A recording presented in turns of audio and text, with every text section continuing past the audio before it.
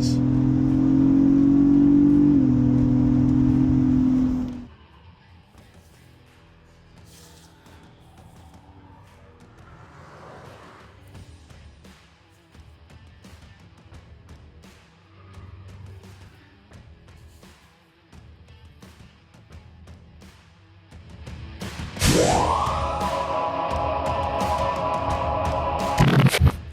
Howdy, welcome back to the Addicted Motors YouTube channel. My name is Troy, and today I'm excited. This is a Lexus GX550 OVERTRAIL Plus, finished in Nori Green metallic, right? If this is the one to get in this segment, if you're interested in this type of truck. And don't forget, I'm in the Land Rovers now. My first real off-road centric overlandish SUV was the 100 series Land Cruiser. So yeah, I got it in my blood a little bit. Now, in this segment, you know, previously there was the full-size 200 and 100 series Land Cruiser, and you know, the Lexus variant of that was the LX 470, and then the LX 560 and LX 600 maybe at some point. But they didn't import the Land Cruiser back over, at least the full-size 300, to the US market. So the best you can really get if you want the twin-turbo 3.5 six-cylinder that you also find in the Tundra is this, the OVERTRAIL Plus, which is Lexus's version of the TRD Pro. So this is the most capable off-road centric, I guess, version of this body-on-frame 4x4 platform. This OVERTRAIL, I guess, package, right? You get some things that you can't get on other models, including no third row. You get another inch or two of ground clearance, rear locker, KDSS, and a bunch of other little, you know, interesting doodads and whatnot. So primarily the purpose of this video is to kind of put this truck to the test of an extremely real world scenario of the most, I think, applicable use case for this type of vehicle.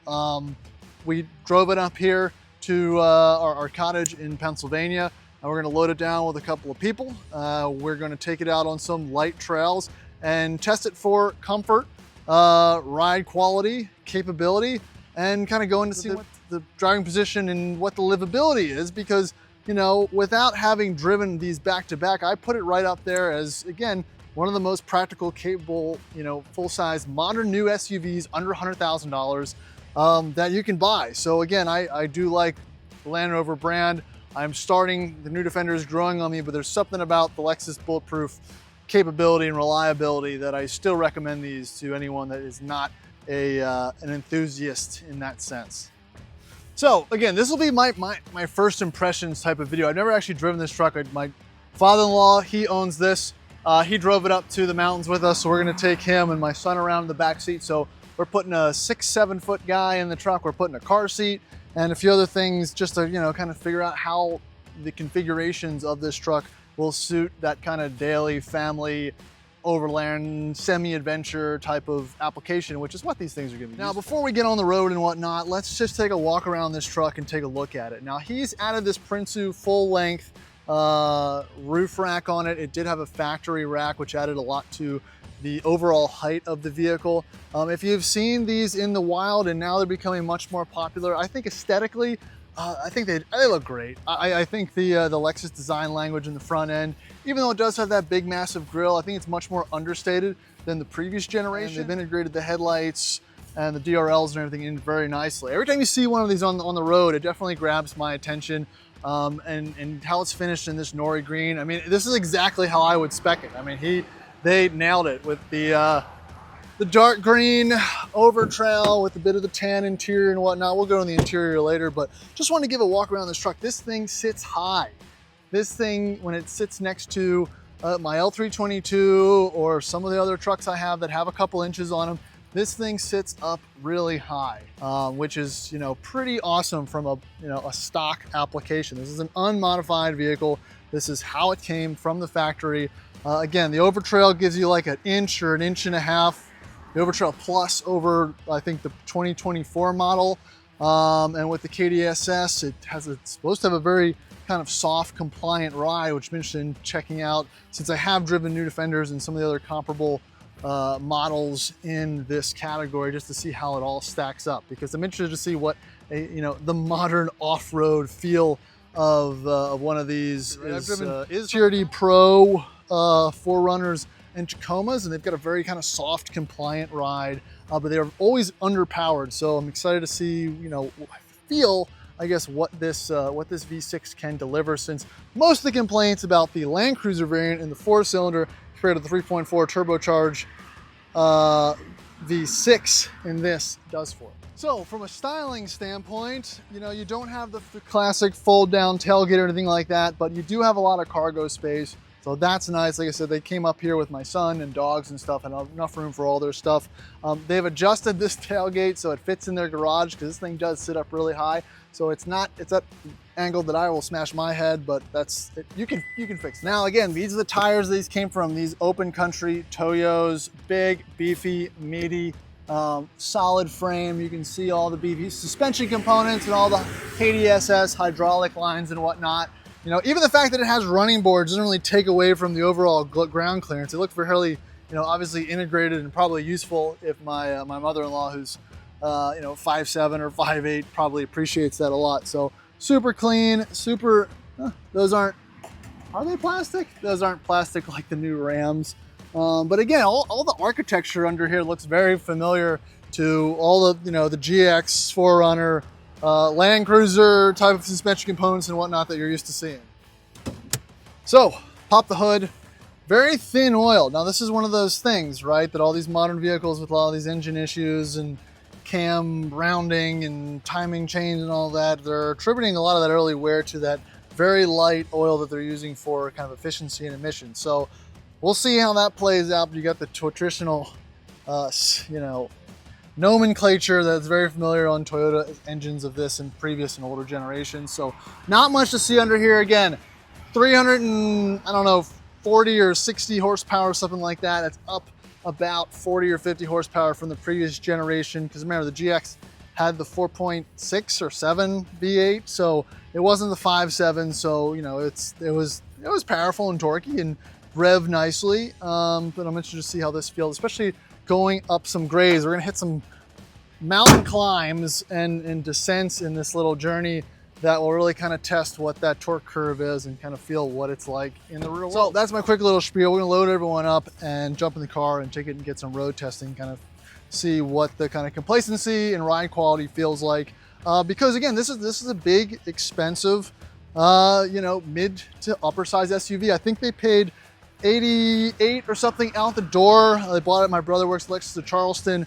There wasn't any crazy deal or markups or anything like that. Now that kind of COVID and that craziness is over, they actually had a couple sitting on the lot that the allocations didn't go through for. So, you know, in comparison to a Sequoia or I guess a new Defender in that same vein or spec, I think what you get here for the most top of the line model and that Toyota resale value is an extremely good value. Like I said, I'm sure they can drive this for 5 years and, you know, basically, you know, get their investment back, but that's not the kind of people they are. They'll keep it for a while. So obviously we all love Land Rovers, but you can't compete with the resale of a green top spec Toyota, especially in a special configuration. All right, when I said real world test, we're doing real world tests. John, you're what, You're 5'6". 6'6". Now, how are you in the passenger seat? 'Cause it's probably the first time you've been in the passenger seat of your own car. It is. I'm just lowering it.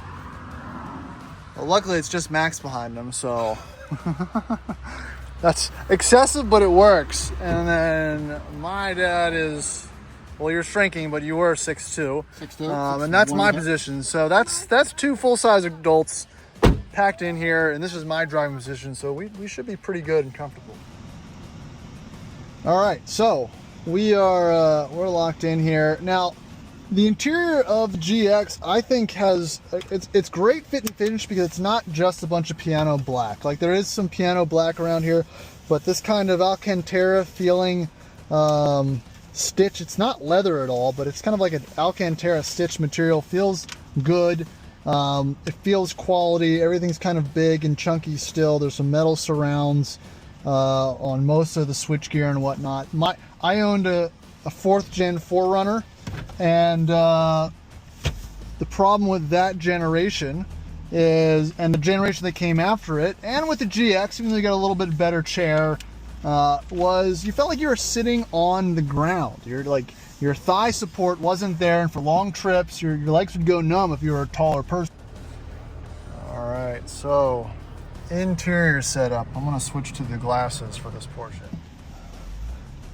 So, but this configuration and this driving position suits myself well. So if you're a taller person, you have a decent amount of width as well. It is still a bit narrow in here. You've got a very flat, high dash like a Bronco or a Wrangler or whatnot. I think that's on purpose, but everything is laid out nicely. It feels quality. It doesn't feel cheap at all. These controls and whatnot up here for your cameras and some of the other functionality and whatnot, and the massage seats is pretty good. I think here's your Prindle.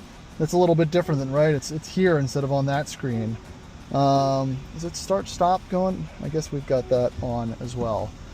So let's get moving down the road and we'll check back in. But you know, everyone's comfortable. Again, this is not the full-size Land Cruiser, so this is still, you know, mid, but you can fit a full family of people in here to do things.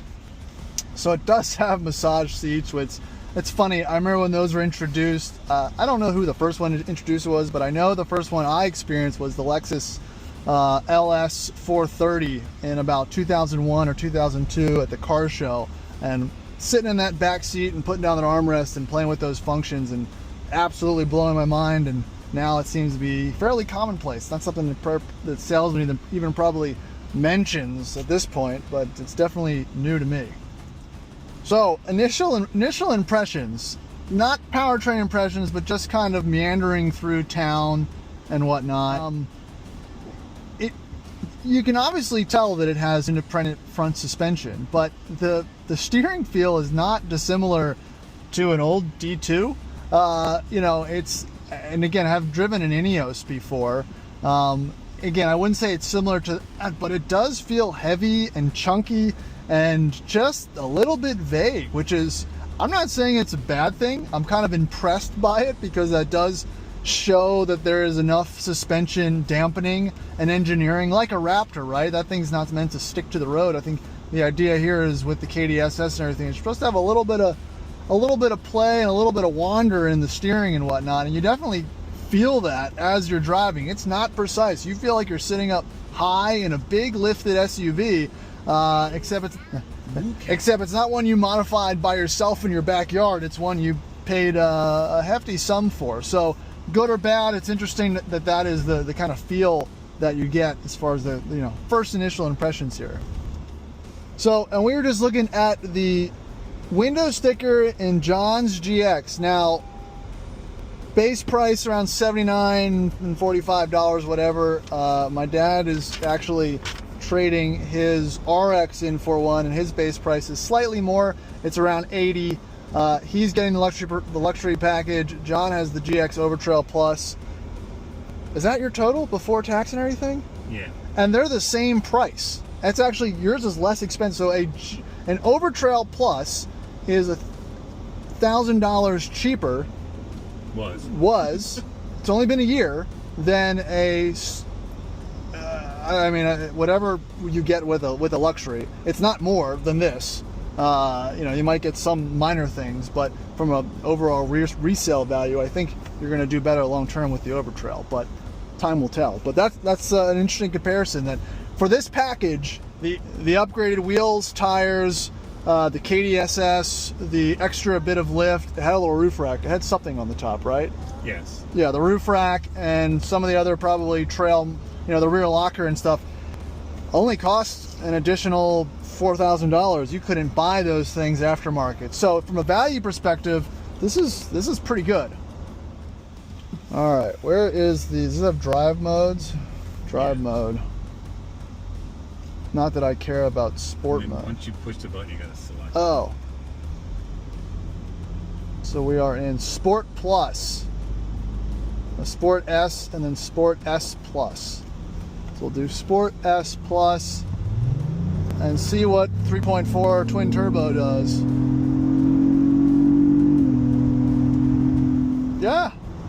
So that gets up and goes. There's no V8 burble or anything like that, but the sound, that's probably a little bit computer generated out of that V6. It sounds good. It sounds fine. It doesn't throw you back in the chair, but this is a big, heavy body on frame SUV with chunky tires and everything, so that's more than acceptable. Let's slow it down again, and that is in the top, you know, mode. So for highway merging and just the feeling of being able to get out of its own way, which again, some people may not need that, but if you've ever been in an underpowered car in any type of situation on a highway, there is, you know, the vulnerability of not being able to proceed with haste, let's call it, is a problem. I felt it in a Volvo XC90 I had and a few other vehicles, and it just adds to that kind of premium feeling that you have it if you need it, which is, you know, that's the whole purpose of these big SUVs. Oh, look, there's another competitor in this segment, the Ranger Raptor. Now, I heard those are like 50s to start off with, which is, again, for what you get, I don't know about the MSRP, but that's what people were saying they could get them for. It's a pretty decent deal.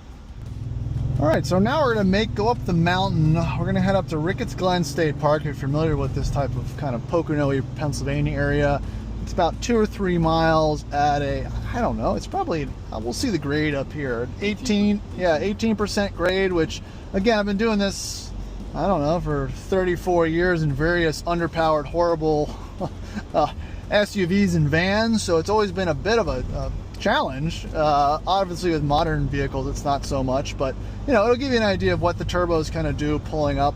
The 10-speed transmission, nothing really to talk about. It doesn't seem to hold gears more or less than it should. It's very smooth. Shifts are imperceptible, so I don't think there's going to be a whole lot there. So we're going to hit the steep bits of this and see if there's anything to even talk about, honestly.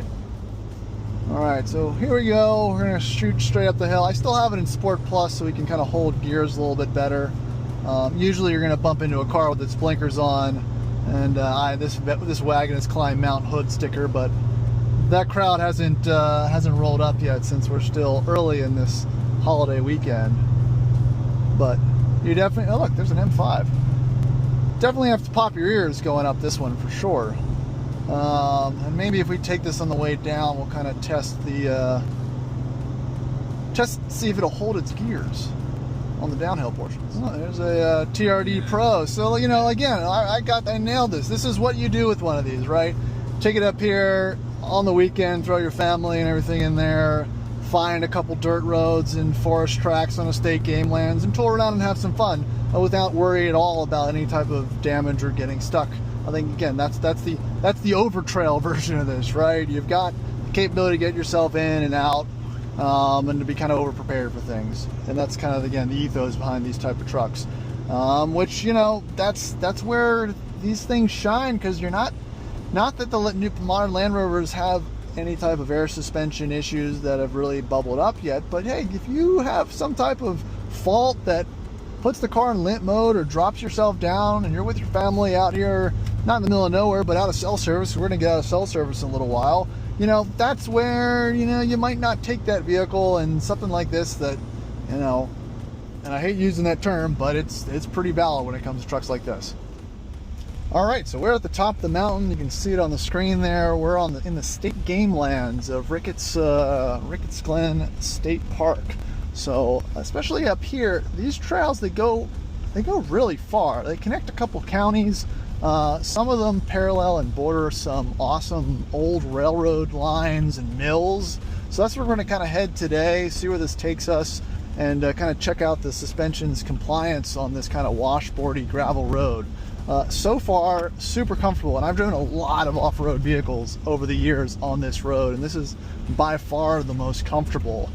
We did this last year with the L322 and the 100 Series Land Cruiser, and it was atrocious with, well, probably more PSI in the tires, but, you know, just a normally calibrated air suspension and whatnot. It just would rattle me to death. And this, I can talk quiet, there's no rattles, it's not a single sound, and with Max completely asleep in the back seat, he is... Sport Plus mode? No, I took it out of Sport Plus. Okay. We're in comfort mode, yeah. Okay. I haven't touched any of the off-road modes or anything like that, but so far this is impressively smooth, which is, again, what this is kind of built for.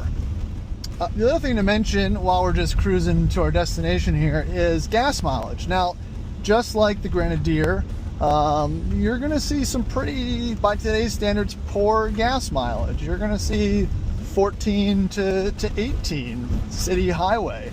You're gonna get 300 miles to the tank, just like the old Land Cruisers, from the 4.7 to the 5.7. You know, I've driven, owned a lot of them, and no matter what it is or what the engine configuration is, it just kind of gets the same gas mileage. So if you're looking to sip fuel, this isn't really going to be your option.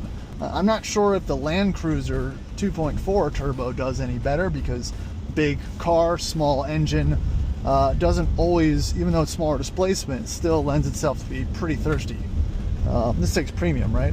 Yes. Okay, yeah. So again, premium fuel as well. So you're not really getting a whole lot of fuel savings. That's why you buy this. All right, so we're gonna hit the little first portion of the trail. I'm not in low range or anything like that yet, but I've put it into sand mode, and turns off a lot of our collision avoidance and whatnot, so the truck doesn't get spooked by your, you know, a branch or something like that. And you can kind of put it in manual to kind of select your gears. Still not in low range, manual 1. Oh yeah, PAL. Yeah.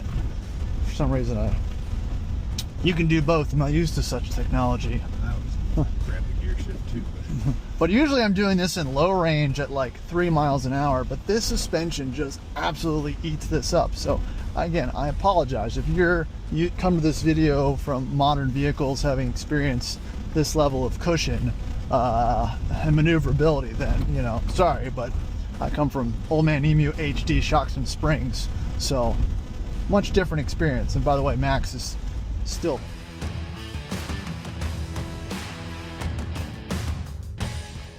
All right, so we're gonna go into low range, drive, mode select.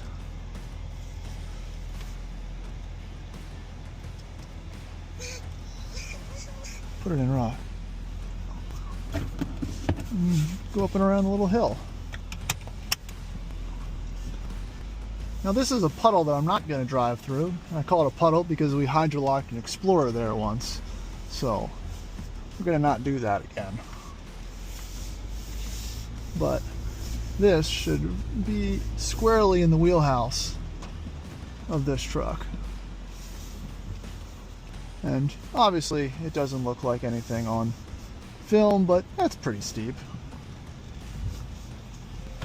And pretty good turning radius. You can kind of do a 2-point and get through that. I mean, not a single wheel.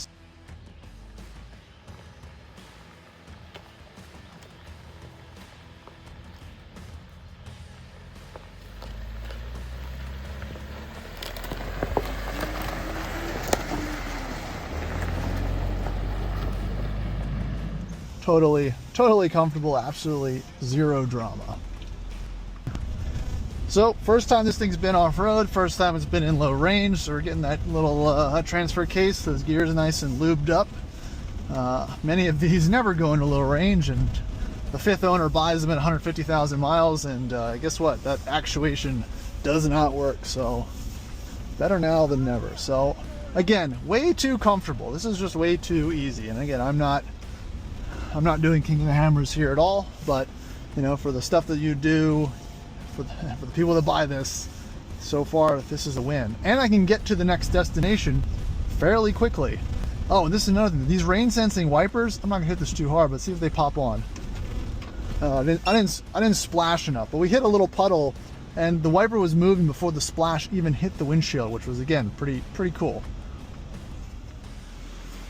Do a little crossing here.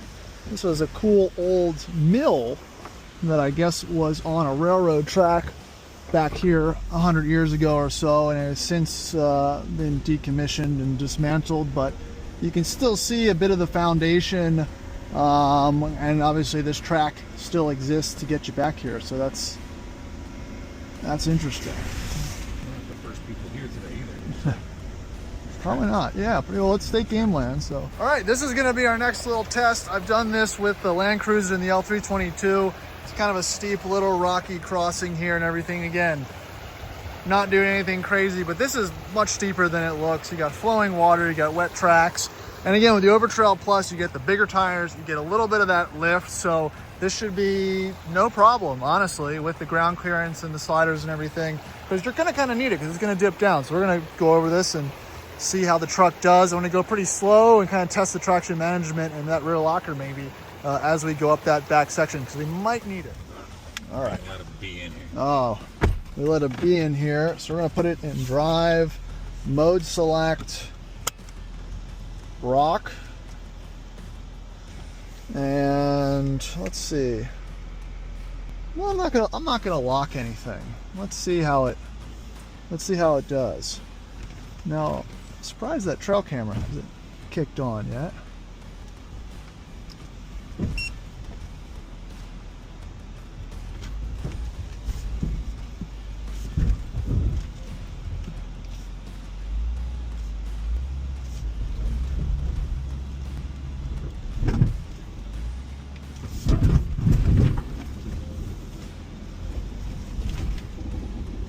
So that was no locker, no anything.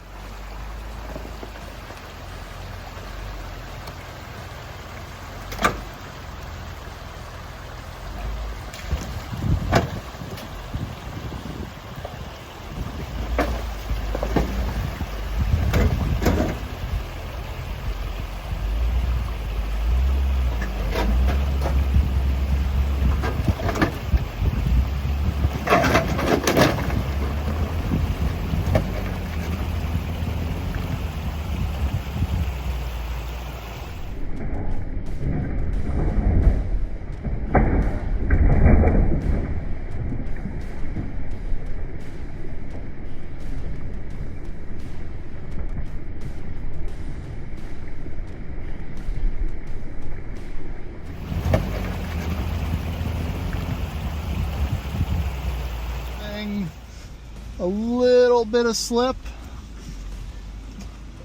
a couple little bumps, but this thing has armor. We nailed something. Something got caught and pulled from this direction.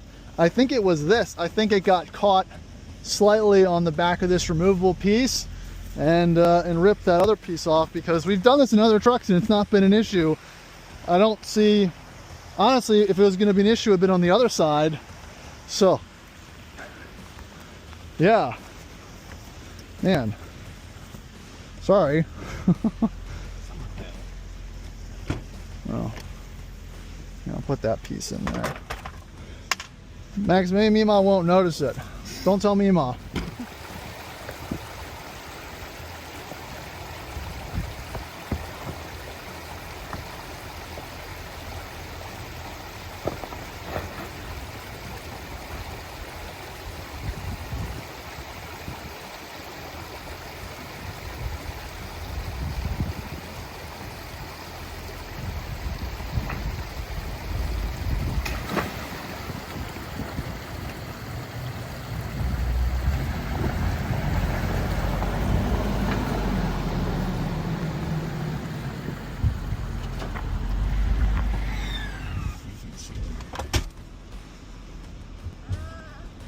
You okay, Max?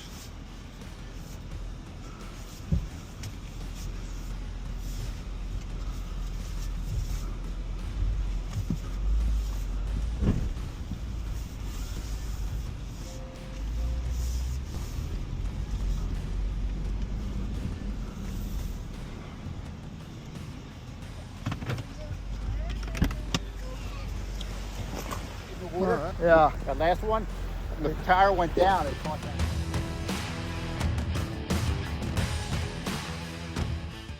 So that was a bit of a misadventure. We messed that up. So I owe John a bumper, a piece of a bumper.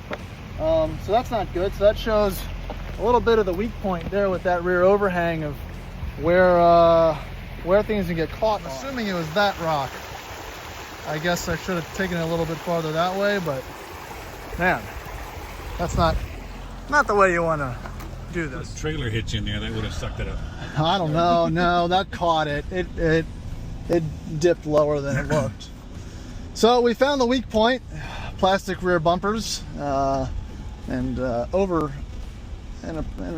approach angles or departure angles that can be affected when rocks go under them. So that wasn't the truck's fault, but I guess it's tough to tell when things are in the water. We didn't hit the rock we thought we hit.